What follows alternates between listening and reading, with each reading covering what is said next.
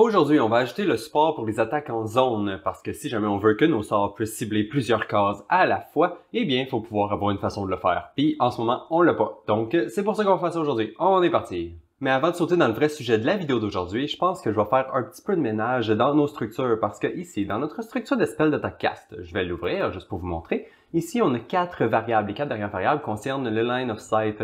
Puis je trouve pas ça très beau de les avoir juste comme ça, nommé line of sight underscore quelque chose. Donc à la place, ce qu'on va faire, c'est tout déplacer ça à l'intérieur d'une autre structure, spécifiquement pour le line of sight. Donc pour ça, ce que je vais faire, c'est prendre ma structure spell d'attaque cast et je vais la dupliquer. Je vais la renommer S spell data underscore line of sight et je vais l'ouvrir. En fait, je vais ouvrir mes deux structures et les mettre une à côté de l'autre pour faire les changements. Et c'est à ça que ça ressemble une fois que j'ai modifié les structures. Donc ici à gauche, au lieu d'avoir mes 4 variables dans ma structure de spell d'attaque cast directement, j'ai ajouté une nouvelle variable pour la structure line of sight qu'on vient de créer, comme ça ici. Donc comme ça, on a accès à nos 4 variables, mais qu'on peut les cacher si jamais on n'en a pas besoin, comme ça. Et ensuite, à droite, dans notre structure de line of sight, j'ai déplacé mes 4 variables à l'intérieur et j'en ai profité pour les renommer un tout petit peu, juste pour enlever le line of sight underscore au début de chacun des noms des variables, parce que je trouvais que c'était pas très beau. Donc voilà, ça c'était nos deux structures. Maintenant, on va aller voir dans le jeu à tous les endroits où il faut remplacer notre code, juste pour être sûr que ça compile et que ça fonctionne encore. Et donc, on va aller faire play pour voir à quoi ça ressemble. Donc ici, si je fais play, justement, c'est ça. J'ai deux blueprints qui compilent plus parce que le code a changé, donc il faut aller les modifier. Donc on va juste les ouvrir les deux, puis aller voir ce qu'on a changé. Et le premier blueprint qu'on va faire, c'est le combat system, et on peut voir ici qu'on a 4 erreurs. Donc on va les fixer toutes les 4. On va commencer par la première, qui essaie de connecter le line of sight dans une branch, et on voit que ça fonctionne pas, évidemment. Donc ce qu'on va faire, c'est briser notre structure et ensuite on peut utiliser le booléen qui est à l'intérieur de la structure pour reconnecter notre branche. Ça devrait réparer le problème pour celle-là.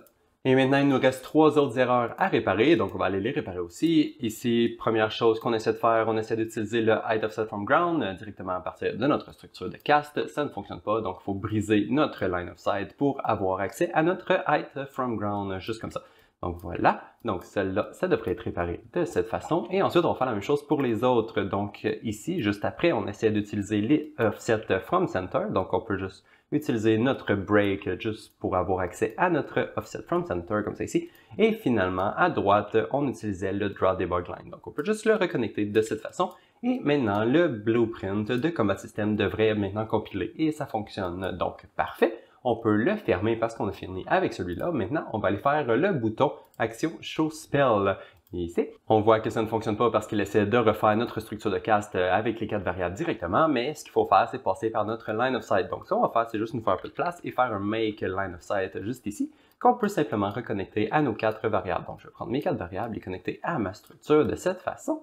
Et ensuite, ce qu'on peut faire, c'est juste supprimer les 4 variables qu'il y avait directement dans notre structure de cast. Et voilà. Donc là, maintenant, ça devrait fonctionner, ça devrait recompiler, et voilà, ça compile.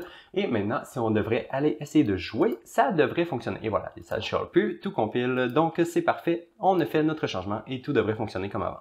Et maintenant, on est prêt à aller travailler sur la mécanique d'aujourd'hui qui est les sorts en zone. Donc, pour faire ça, la première chose que je pense qu'on a besoin, c'est une façon de le montrer à l'écran parce que quand le joueur va cibler une case, ça va être important de lui indiquer que le sort attaque en zone et qu'il va attaquer plusieurs cases à la fois. Donc pour ça, on va aller devoir se rajouter un nouveau state qu'on va pouvoir montrer sur nos cases. Donc je vais aller dans Grid, Utilities et ouvrir mon eTile state.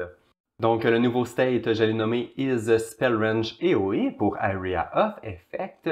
Et maintenant, ce que je vais faire, c'est sauvegarder mon enum et aller l'appliquer dans notre Grid Mesh Inst, la même façon qu'on appliquait toutes nos autres couleurs.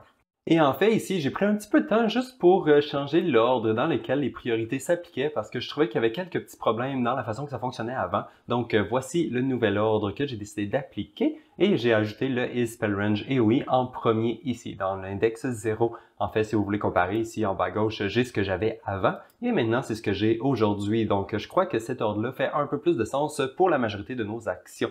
Et ensuite, j'ai aussi profité un peu pour changer les couleurs que j'ai sur mes cases parce que je trouvais que mes couleurs étaient pas très bonnes tout le temps. Donc, j'ai aussi changé quelques-unes de mes couleurs. Donc, c'est à ça que ça ressemble maintenant. Si vous voulez une référence, ici en bas à droite, j'ai les vieilles couleurs que j'avais. Ok, bon, donc ça, c'est tout ce qu'on avait besoin de changer pour notre Grid Machines et nos Tile State. Donc, je vais simplement fermer le blueprint et l'enum. Et parfait, maintenant on a une façon d'afficher notre spell AOE sur notre grille. Il manque seulement à passer l'information qu'on veut avoir un spell AOE sur notre grille. Et pour faire ça, on va retourner dans notre data pour nos spells ici et on va aller dans notre spell data structure, comme ça ici. Et ici à l'intérieur, on a notre variable pour notre cast. Et bien en fait, on va se rajouter une deuxième copie de cette variable-là, mais pour le cast AOE cette fois. Donc une nouvelle variable ici. Et voilà, donc ma nouvelle variable est de type spellDataCast ici, et je l'ai renommée cast EOI parce que ça va être la structure de cast pour nos cases en zone. Voilà, et ensuite, c'est ça, ça nous donne la possibilité de changer le pattern de notre range AOE, sa possibilité de changer la range de notre range AOE, et aussi, si jamais on veut utiliser le line of sight pour ça aussi, ben pourquoi pas, on peut, c'est là. Donc, on a tout ça de prêt pour nous à être utilisé. Donc voilà, maintenant on peut juste fermer notre structure et aller l'utiliser. Et maintenant, la prochaine étape, c'est d'aller passer toute l'information qu'on a besoin pour nos Area Effects dans notre structure. Et pour faire ça, on va le faire dans notre debug menu. Donc, je vais aller dans debug menu, dans nos actions, et on a notre action Show Spell Range Pattern qu'on peut ouvrir. Et à l'intérieur de cette action-là, il y avait toutes les informations qu'on a besoin ici pour notre Spell Range Pattern. Donc, ce que je vais faire, c'est utiliser les mêmes informations. Dans le fond, je vais les dupliquer pour avoir des informations qu'on peut passer à notre deuxième structure. Et voilà, donc c'est à ça que ça ressemble. J'ai changé beaucoup de choses, mais pas tant de choses que ça en fait. Premièrement, la première chose que j'ai faite, c'est que je me suis créé deux nouvelles catégories. Donc ici, c'est juste du texte avec une couleur différente. Donc j'ai le texte pour l'Area of Effect qui est ici en bleu. Et ensuite, j'ai le texte pour le Line of Sight en jaune qui contient les variables qu'on avait avant. Ici, pour le Draw Debug Line, Center Offset et le Height. Donc je les ai juste déplacés en bas. On va utiliser ces trois variables-là pour autant pour le spell normal et le Area of Effect parce que je ne veux pas dupliquer ces variables-là pour rien, ça sert à rien.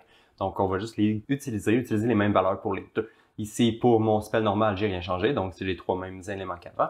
Et ensuite, pour mon Area of Effect, je me suis juste dupliqué les trois qu'on avait ici. Donc, j'ai la même combo box ici. J'ai le même spin box ici pour le spell range AOE. Et finalement, j'ai la même checkbox pour le line of sight ici pour les Area of Effect. Comme ça, les spells en zone, on va pouvoir décider pour ces trois variables-là, pour les spells en zone aussi, indépendamment de notre spell normal. Donc voilà. Maintenant, ce qu'on va faire, c'est aller implémenter tous les événements de nos trois components ici, comme qu'on faisait pour toutes les autres components de notre widget. Et aussi, on va populer notre combo box dans le graphe, comme qu'on faisait pour notre combo box qu'on a en haut ici, parce que c'est la même chose. Donc, on va faire exactement la même chose dans le graphe pour celle-ci. Donc, on va commencer par implémenter les events et ensuite, on va faire ça. Donc, event pour la combo box, event pour le spin box et finalement, event pour la checkbox ici. Donc, on peut aller juste les reconnecter avec toutes les autres de la même façon qu'on les avait connectés avant ici. Donc, on va juste les reconnecter. Et voilà, donc maintenant, nos trois événements sont implémentés comme les autres, sont tous connectés de la même façon. Et ce qu'on va faire, c'est aller dans le pré-construct ici pour populer notre deuxième combo box de la même façon qu'on le faisait pour la première. Et quand je dis qu'on va le faire de la même façon, on va le faire exactement de la même façon. Donc, on va appeler le code en même temps sur les deux combo box en même temps. Comme ça, c'est sûr que ça va appeler exactement le même code. Donc, pour faire ça, on a juste à prendre notre combo box de spell range AOE qu'on vient de créer et le connecter de la même façon qu'on l'avait connecté à l'autre. Donc, on les connecte les deux en même temps. Donc ici, ça va appeler le clear sur les deux combo box. Ensuite, je vais copier ma combo box, ma nouvelle combo box et la connecter au add option. Comme ça va ajouter à l'option aux deux combo box en même temps. Et finalement, on peut faire la même chose pour le spell range, comme c'est ici. Donc, on le connecte aussi en même temps. Donc, ça va sélectionner l'index 1 sur les deux combo box en même temps. Donc voilà, maintenant, si on compile et qu'on retourne dans le designer, on devrait voir que la deuxième combo box, et voilà, elle montre que c'est écrit line. Même chose que la première combo box parce qu'elles sont populées exactement de la même façon. Et le même élément est sélectionné sur les deux. Donc voilà, ça c'est fait, ça fonctionne. Et maintenant, la prochaine étape, c'est de gérer la visibilité de nos components. Donc, on va aller ici dans le set visibility qu'on a ici et on va ajouter tous nos nouveaux components dans les deux sets visibility. Donc, ici, si je regarde à gauche, j'ai mon checkbox de line of sight AOE. Ensuite, j'ai mon combo box de spell range AOE. Et finalement, j'ai mon spin box de spell range AOE. Je vais aussi rajouter les deux text blocks que j'ai créés pour mes deux catégories. Donc, j'ai mon text block AOE et mon text block de line of sight. Ensuite, je vais juste les connecter à mes deux sets visibility de cette façon. Et voilà, donc ça c'est fait. Maintenant, il reste seulement à passer l'information à notre action de cast de spell qui est ici. Donc, action selector unit and show spell range pattern. Ici, on lui passait toute l'information pour notre cast. Et maintenant, il va falloir nous rajouter une deuxième variable pour le cast AOE. Comme ça, on va pouvoir lui passer en même temps l'autre information qu'elle a besoin si jamais c'est un spell AOE. Donc, pour ça, je vais juste ouvrir mon blueprint. Je vais double-cliquer sur la fonction qui va l'ouvrir pour moi, ici. Et ici, à gauche, on voit qu'on a notre variable de cast. Je vais simplement la dupliquer et la renommer cast AOE pour pouvoir contenir l'information de notre spell AOE comme qu'on veut faire. Ensuite, je peux le compiler et retourner dans mon bouton pour setter la variable. Donc, je vais faire un set cast AOE juste ici. Je vais le connecter avant le délai de cette façon. Et ensuite, la seule chose qu'il va nous rester à faire, c'est de le populer de la même façon qu'on avait fait ici pour notre spell normal. Donc, on va juste faire la même chose, mais pour le cast AOE ici. Et c'est à ça que ça ressemble. Donc, j'ai simplement dupliqué tout ce qu'on avait en haut et je l'ai collé en bas. Et ensuite, j'ai pris 2 secondes juste pour remplacer les 3 components qu'on a ici parce qu'on veut utiliser nos informations de notre spell AoE et non notre information de notre spell normal. Donc, c'est pour ça que j'ai remplacé les 3 components qui sont ici. Donc, j'ai mon spell range AoE, ici ma combo box. Ensuite, j'ai ma spin box pour la range de mon spell AoE. Et finalement, j'ai ma checkbox de line of sight pour mon spell AoE, juste ici. Et voilà. Et ensuite, pour les 3 autres components à la fin, ben, on garde la même chose là, parce que c'est pas vraiment important. C'est juste la hauteur de notre line of sight. Donc, c'est pas vraiment important. Donc voilà, c'est à ça que ça ressemble. Et maintenant, l'information est toute passée à l'intérieur de notre action. Donc, on peut juste aller changer le code pour montrer notre AoE zone lorsqu'on veut montrer notre spell. Donc, pour ça, on va aller dans notre action de Select Tile and Unit and Show Spell Range Pattern et on va faire ça. Et en fait, comme ça ressemble beaucoup à notre fonction ShowSpellRangePattern, ce que je vais faire, c'est simplement la dupliquer. Donc, duplique la fonction et la renommer ShowSpellRangePattern AoE, comme ça à la fin. Et ensuite, ce que je vais faire, il y a quelques petits trucs à changer ici dans la fonction. Là, c'est pas grand-chose, mais quand même, il y a plusieurs choses à changer. Là, ici, il y a les nums qu'il faut changer, la structure à utiliser, le selected index, on veut peut-être utiliser le overd index à la place, même chose pour la structure à la fin. Donc, ce que je vais faire, c'est juste les changer rapidement et ensuite, je vais vous montrer le résultat. Et c'est à ça que ça ressemble. Donc ici, on commence par clearer le state de notre case. Donc comme d'habitude, ici j'ai mis le nouveau state qu'on a créé, donc isSpellRange AoE. Ensuite, ici c'est la partie un petit peu plus compliquée parce qu'il faut regarder que la case qui est en dessous du curseur de la souris se trouve dans notre spell range parce qu'on ne veut pas montrer notre spell range AoE si jamais on était en train de overd une case qui est complètement à l'autre bout du monde. On veut vraiment juste overd les cases qui sont dans la range et montrer l'AoE dans ce temps-là. Donc ici, c'est la partie un petit peu plus compliquée, mais ensuite, tout le reste est relativement simple. Si on s'en va ici à droite, on commence par regarder si notre pattern n'est pas égal à none. Donc, si jamais on veut dessiner un pattern pour notre spell AoE, donc le cast AoE que j'utilise ici, on va faire exactement ce qu'on faisait avant. Donc ici, on génère notre spell range à partir de notre case qui est over cette fois, pas la case sélectionnée, la case qui est overd, et on utilise le cast AoE au lieu du cast normal. On génère le range pattern et ensuite on l'utilise pour montrer nos states sur notre case. Donc nos states ici, on les ajoute à nos cases pour le isSpellRange AoE. Mais par contre, si jamais notre spell range pattern est égal à none, donc si on ne veut pas de spell range AoE ici, ce qu'on va faire, c'est simplement montrer notre state sur la case qui est over en ce moment. Comme ça va juste highlighter la case qui est en dessous de la souris. Ça, c'est juste à cause de la façon que j'ai réorganisé mes states dans le Grid Mesh Inst. Ici, ça fait beaucoup plus de sens si jamais on montre le même state quand on veut targeter une case normale ou quand on veut targeter une case qui est AoE. Dans le fond, c'est juste plus simple pour le joueur, ça fait plus de sens. Donc, c'est pour ça que ici, j'ajoute quand même le state isSpellRange AoE pour nos cases qui n'ont pas de spell range AoE. Dans le fond, qui n'ont pas de range AoE, qui n'ont pas de zone d'effet zone. J'ajoute quand même le state juste pour pouvoir avoir la bonne couleur sur nos cases. Donc voilà, donc ça c'était les changements qu'on avait fait à cette fonction-là ici. Et maintenant, il faut juste aller appeler cette fonction-là. Et en fait, il y a plusieurs endroits qu'il faut l'appeler. Mais le premier endroit, c'est le showSpellRange ici. À chaque fois qu'on update la range de notre spell, on veut aussi pouvoir updater le range AoE. Parce que si jamais on avait un range AoE qui était montré sur la grille, qu'on vient d'updater la range pour une case qui est maintenant plus overd ou qui est plus valide ou des choses comme ça, on veut réupdater le AoE juste pour être sûr qu'il soit toujours à jour. Et la façon que je vais faire, vu qu'ici on a une branch, puis ici on a une for each loop, je crois que ça va être juste un petit peu plus propre si jamais je me fais une séquence au tout début. Donc je vais juste me rajouter une séquence au début de la fonction ici pour exécuter premièrement tout le code de la sélection de notre range. Donc tout ça, on le garde parce que c'est encore bon. Mais ensuite, on va aussi updater le range AoE qu'on a juste après. Donc on met à jour la range principale et ensuite on update le range AoE.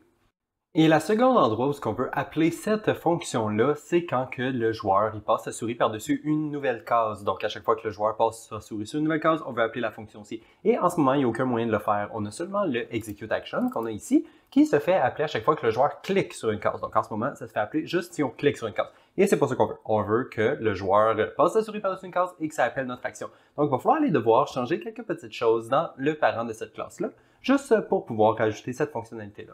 Donc, je vais retourner ici, je vais retourner dans mon dossier qui contient mes actions et je vais aller ouvrir directement BP Action. Et en fait, ici, j'ai mon Execute Action, la fonction que j'override dans tous mes enfants. Je vais aussi me faire une deuxième fonction. Donc, je vais dupliquer celle-là et la renommer. Donc, je l'ai nommé Execute Hovered Action, qui va se faire appeler à toutes les fois qu'on over une nouvelle case. Donc, ça fonctionne très bien comme nom. Et ensuite, on va aller l'appeler. Et ça va être dans notre Player Action. Donc, je vais retourner ici et je vais aller dans mon dossier de Player et ouvrir BP Player Actions. Et ici, à l'intérieur de ce blueprint-là, je vais retourner dans mon Event Graph.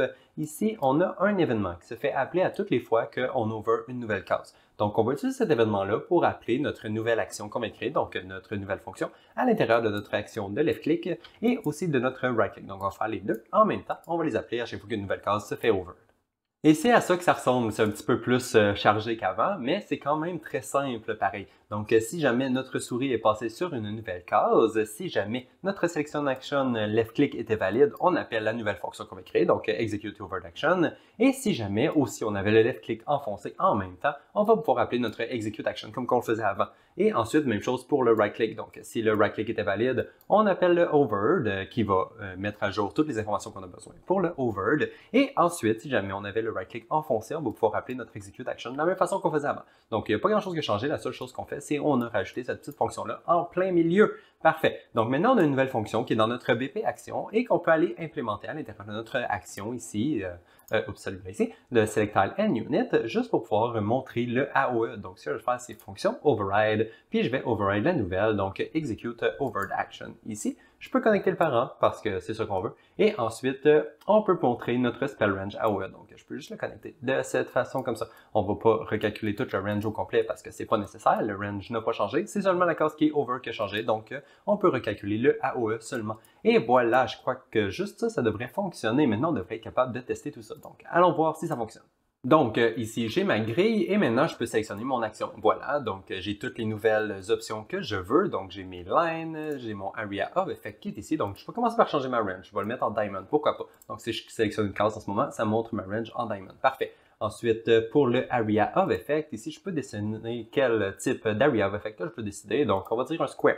On va prendre un square et voilà. Donc, on voit déjà que ça fonctionne bien. Donc, quand je passe ma souris par-dessus une case qui est dans ma range, on voit que ça dessine le AOE par-dessus. Là, c'est un peu gros, donc c'est pas très clair. Mais si, mettons, je mets un petit AOE, comme ça, on voit que à chaque fois que je passe ma souris par-dessus une case qui est dans la range, on voit que ça fonctionne très bien comme ça.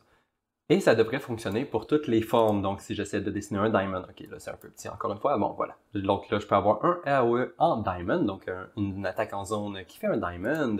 Sinon, je peux avoir des diagonales, comme ça ici. Et ensuite, je peux décider d'avoir le line of sight ou non. Là, en ce moment, j'ai pas d'obstacle. Donc, ça devrait quand même, ça nous le montre pas, mais ça devrait quand même fonctionner. Et ça fonctionne peu importe c'était quoi notre shape. Donc, si jamais j'ai une star ici, je peux dessiner par-dessus ça. Je peux dessiner mes diagonales. En fait, j'ai un petit problème ici. On voit que mon line of sight bloque. C'est parce que dans le fond, mon monde est encore visible. Je peux le cacher. Donc, déjà là, ça montre que ça fonctionne bien. Mais bon, je vais cacher mon environnement comme ça, et voilà. Et maintenant, voilà, mon line of sight ne se fait plus bloquer par des obstacles qui sont invisibles. Donc, voilà, c'est déjà beaucoup mieux. Donc, OK. Donc, on voit que ça fonctionne très bien. Parfait. Donc, ça, c'est ça. On a tout ce qu'il nous faut pour montrer notre range. Mais maintenant, quand on essaie de caster notre spell, mettons que si j'essaie de caster ce spell-là ici, bon, en ce moment, il n'utilise pas le range. Donc, on va commencer par aller rajouter de l'attaque en zone à notre spell pour qu'on puisse pouvoir le tester comme il faut. Donc, on va aller faire ça. Et la première chose qu'il faut changer, c'est dans notre data table de spell. Donc, pour pouvoir rajouter du AOE à notre spell. Donc, je vais aller dans Combat Spell, Utilities. Ici, j'ai mon DT Spell Data que je peux ouvrir. Et à l'intérieur, j'ai mon Test Spell. Donc, c'est lui qu'on va encore utiliser. Là. Je ne vais pas m'en créer un autre, ça ne me tente pas. Donc, on va prendre le Cast AOE ici, qu'en ce moment, il est à None. Donc, il n'y a pas de pattern, il n'y a pas d'AOE pour ce spell-là. Donc, et voilà. C'est pour ça que ça ne fonctionne pas. Donc, on va en rajouter. Ici, je vais me rajouter un Square Pattern, pourquoi pas, et le range, on va dire de 0 à 2. Je crois que ça devrait être bon, là, c'est pas vraiment important, c'est juste pour tester de toute façon. Maintenant, on peut sauvegarder la data table, et maintenant, il reste seulement à aller passer l'information à notre action, parce qu'en ce moment, ça se fait pas passer. Donc, ça, je le sais, on va aller le fixer rapidement avant de pouvoir tester. Donc, pour ça, ça va être dans notre bouton, dans notre debug menu, donc, debug menu, action. J'ai mon bouton action cast spell ici. Donc, je vais l'ouvrir et aller dans le graphe. Et ici, on prend toute l'information de notre data table et on essaie de caster notre spell en utilisant seulement cette information du cast. On passe seulement l'information du cast, on ne passe pas le cast AOE. Donc, on va juste faire la même chose. On va setter le cast AOE ici en lui passant l'information qui vient de la data table, comme ça. Donc maintenant, ça devrait fonctionner toute l'action. L'action devrait avoir toute l'information qu'elle a besoin pour s'exécuter. Donc parfait, on peut juste coller ça comme ça. Et maintenant, on peut compiler, fermer ça et aller tester in-game, voir ce que ça donne quand on essaie de caster notre spell maintenant. Et maintenant, avec notre action de sélectionner, on peut cliquer sur la grille et on voit que quand on passe notre souris maintenant sur la range, ça nous montre la zone de Area of Effect. Donc voilà, ça fonctionne bien. Mais par contre, ici, si j'essaie de caster mon spell, je sais pas si vous l'avez vu, mais bon, ça attaque seulement une des cases, ça target pas toutes les cases au complet de notre Area of Effect. Donc, c'est pas vraiment ce qu'on veut. On veut pouvoir attaquer toutes les cases. En ce moment, le spell fonctionne pas vraiment. Et en fait, ça, c'est l'animation de 1, elle fonctionne pas de cette façon-là, elle target seulement une des cases. Et aussi, la deuxième chose, c'est que dans le combat system, il n'y a rien qui traite le Area of Effect encore. Donc, il faut aller réparer notre combat system pour prendre en compte le Area of Effect. Donc, on va aller faire ça rapidement et ça devrait être la dernière chose qu'on a à faire aujourd'hui. Donc, dans Combat, je vais ouvrir BP Combat System. Et ensuite, on va aller dans notre fonction Cast Spell ici, et tout se passe ici à la fin. Donc, quand on spawn notre spell et qu'on lui dit quelle case qu'il faut targeter, donc le Target Indexes ici, on utilise directement le Target Index qu'on met dans un array. Mais dans un cas de spell en zone, eh bien, on ne veut pas utiliser seulement le Target Index, on veut utiliser toutes les cases qui sont targetées par le spell en zone. Donc, on va devoir faire quelques petits changements juste avant de spawner notre spell. Donc, première chose que je vais commencer par faire, par contre, c'est me créer une nouvelle variable. Donc, je vais faire clic droit pour mon tout local variable que je vais nommer Attacked Index parce que je trouve que ça fait plus de sens parce que dans le fond, c'est les cases qui sont attaquées. C'est pas les cases qui sont targetées. On target seulement une case avec notre souris, c'est la case qu'on target. Mais par contre, le dommage, il se splash sur toutes les autres cases qui sont autour. Si c'est un spell en zone, le spell, ben, il va splasher et attaquer les cases qui sont tout autour. Donc, c'est les cases qui sont attaquées. Je trouve que ça fait plus de sens. Et maintenant, avant de spawner notre acteur, on veut pouvoir setter notre variable. Donc, la variable Attack Index. Ici, on va garder la même logique qu'on avait avant pour quand que le spell data, le cast AOE, était à none. Donc, si jamais il n'y a pas de cast AOE pour ce spell-là, donc il n'y a pas de range AOE autour de notre case qu'on target, on va simplement faire la même chose qu'on faisait avant. Donc, on prend notre target index, on le met dans notre variable pour créer nos attacked indexes, que ensuite on peut passer à notre spawn acteur. Donc, on va lui passer la target index seulement parce que notre spell n'a pas de AOE. Mais par contre, si le spell a un AOE, donc ça va être false ici, le spell va avoir un AOE. Et ce qu'on va faire, c'est générer le range de notre spell, donc get spell range à partir de notre target index comme origin index. Et ensuite, on lui passe l'information de notre cast AOE. Comme ça va nous donner les index qui vont être attaqués si on target cette case-là. Donc voilà, ici j'ai mes attacked indexes que je peux passer à mon spawn acteur de la même façon que je le fais quand j'utilise un spell qui n'utilise pas les attaques en zone. Donc voilà, comme ça. Maintenant, on devrait avoir déjà un plus beau visuel. Quand on est in-game, on devrait déjà voir que nos cases ciblées, ils se font toutes attaquer. Donc si je vais dans mon select cast spell et que je prends mon test spell et que j'essaie de le caster, et voilà, maintenant, on voit que ça spawn toutes les cases sur toutes les cases qui se font attaquer. Parfait, donc cool, ça marche très bien, good. Il y a juste un petit problème par contre ici qui reste, si je m'en viens comme ici, puis que je me rends compte que j'ai des obstacles dans mon attaque, donc voilà, j'ai mes obstacles ici, on voit que c'est possible de spawner nos cases, notre spell attaque aussi ces obstacles-là, et c'est pas très bien, et en fait, même chose, je peux hover par-dessus mes spells, dans le fond, je peux passer ma souris par-dessus mes obstacles, et techniquement, sont ciblables, et ça, je veux pas vraiment ça, je veux pas vraiment que mes obstacles soient ciblables dans mon jeu, donc on va juste réparer ça avant de terminer la vidéo d'aujourd'hui. Et pour ça, on doit retourner dans le Combat System. Et ici, si vous vous rappelez, dans le As Line of Sight, on utilisait une fonction qui s'appelle Remove Indexes Without Line of Sight. Donc cette fonction-là ici est déjà utilisée pour filter out certains index parce qu'on ne veut pas les utiliser parce qu'elles n'ont pas le Line of Sight. On ne va pas utiliser la même fonction parce que ça n'accomplit pas la même fonctionnalité du tout, mais la logique est relativement semblable. Donc on va juste dupliquer la fonction et la renommer. Je vais la renommer Remove Not Walkable Indexes à la place. Et maintenant, on peut enlever tout ce qui est relié au line of sight. Donc, je vais juste supprimer le code qui est ici. Et ensuite, dans mes inputs, je vais faire le ménage un petit peu. Je n'ai pas besoin de l'origine ou du cast. J'ai seulement besoin de la liste des index que je veux filtrer. Et ensuite, pour remplacer ma condition du as line of sight que j'avais avant, je vais utiliser la condition isTileWalkable qui me provient de ma grid, comme ça ici. Donc maintenant, on peut lui passer l'index et utiliser le boolean comme ça, connecté à la branche.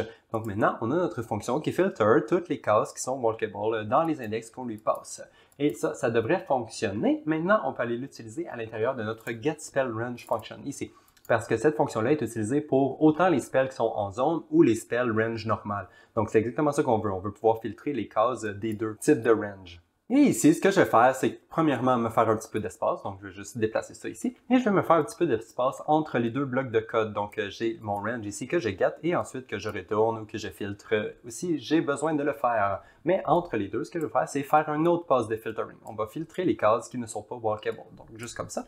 Ici, on les filtre avant de continuer l'exécution du code. Donc, voilà, on reconnecte comme ça ici. Donc maintenant, toutes les cases, on les obtient. Une fois qu'on les a obtenues, on filtre les cases qui ne sont pas walkable. Et ensuite, on fait un line trace pour seulement les cases qu'on veut, si jamais on veut faire un line trace, ou sinon, on fait simplement le retourner. Et ça devrait suffire pour réparer notre problème. Donc maintenant, on peut retourner dans le jeu, voir ce que ça donne. Et en fait, ça a réparé le problème complètement parce que ici, si j'essaie de caster mon spell sur les obstacles, on voit que c'est pas possible. Je peux pas le caster sur l'obstacle qui est ici ou l'obstacle qui est là ou même les cases qui sont dans le vide à l'extérieur. On voit que ça ne fonctionne pas, donc c'est parfait. Et ensuite, même si j'essaie de caster mon spell sur des cases qui sont autour de mes obstacles, on voit que aucun de mes blocs rouges n'apparaît sur le dessus de mes obstacles comme ça faisait avant. Et même chose, les blocs rouges n'apparaissent pas dans le vide si jamais on essaie de caster le spell autour du vide, comme ça ici. On voit qu'il n'y a aucun bloc qui se retrouve dans le vide. Donc parfait, on voit que la mécanique fonctionne très bien maintenant. On est capable de caster nos spells en zone sur notre grille si on veut. Yay! Bon, ok, fait que je crois que ça va compléter la vidéo d'aujourd'hui et on se revoit dans la prochaine. Donc, bye bye!